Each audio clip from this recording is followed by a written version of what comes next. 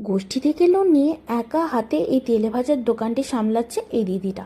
মাত্র 3 মাস হলো এই তেলে ভাজার দোকানটি শুরু করেছে। বিকেল 4টা থেকে রাত্রি 8:30 পর্যন্ত এই দোকানটি খোলা থাকে। Bread chop, vegetable chop, chicken chop, চিংড়ির চপ, মোচার চপ, আলুর চপ, ডিমের চপ, এইসব চপ কিন্তু দিদি বানিয়ে থাকে। সব থেকে বড় কথা হচ্ছে এখানে প্রতিটা খাবারই কিন্তু একদম ফ্রেশ। দিদি আমাকে আগেই জানিয়ে দিয়েছে তার প্রতিদিন কিন্তু এই চপগুলো সব সেল হয়ে যায়, বাসি হওয়ার কোনো প্রশ্নই ওঠে না। আমি গিয়েছিলাম দোকানটায় 7:30 নাগাদ, তাই সব চপ প্রায় শেষের দিকেই হয়ে গেছে।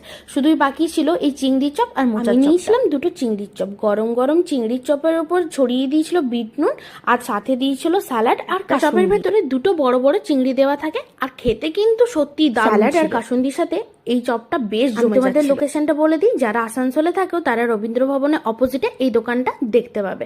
ছোট্ট একটা দোকান, হাতে একটা মেয়ে নিজের প্রচেষ্টায় সাবলীল ভাবে কাজ করে যাচ্ছে। তোমরাও এই দোকানটা একবার ভিজিট করতে পারো। আর কমেন্টে জানিও ভিডিওটা কেমন লাগলো। লাইক, শেয়ার, সাবস্ক্রাইব করে দিও।